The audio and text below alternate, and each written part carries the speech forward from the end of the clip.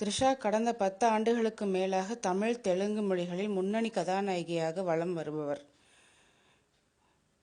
விஜய், விக்ரம் தொடங்கி பல ஹீரோக்களுடன் கிசுகிசுக்கப்பட்ட த்ரிஷா, கடைசியாய் தெலுங்கு நடிகர் ராணா டக்குபடி உடன் இணைந்து பேசப்பட்டார். இருவரும் விரைவில் திருமணம் செய்து கொள்ள இருப்பதாகவும் தகவல் வெளிவந்து கொண்டிருந்த நிலையில், யாருமே எதிர்பாராத வகையில் தொழிலதிபரும் பட அதிபருமான வருண் மணியனுக்கு த்ரிஷாவுக்கும் காதல் என்ற செய்தி வெளியானது. அச்செய்தி வெளியான சில நாட்களிலேயே த்ரிஷாவும் வருண் மணியனும் அதை ஒப்புக்கொண்டனர். தொடர்ந்து இருவருக்கும் கடந்த ஜனவரி மாதம் நிச்சயதார்த்தம் நடைபெற்றது. மார்ச் மாதம் திருமணம் என்று அப்போது தகவல் அடிபட்டது. மார்ச் மாதம் கடந்துவிட்ட நிலையில் த்ரிஷா வருண் மணியன் திருமணம் நடக்கவில்லை. இதற்கிடையில் வரிசையாக புகைப்படங்களை ஒப்புக்கொண்டு நடித்து வருகிறார் த்ரிஷா.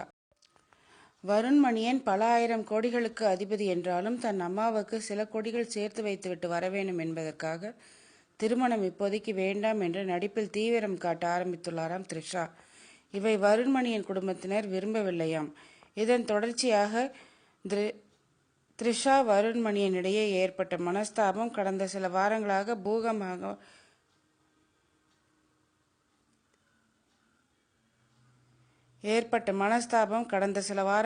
பூகம்பமாக வெடித்துள்ளது.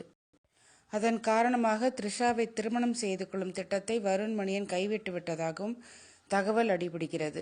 இது உண்மையா என்பதை த்ரிஷா அல்லது வருண் மணியன் தான் சொல்ல வேண்டும்.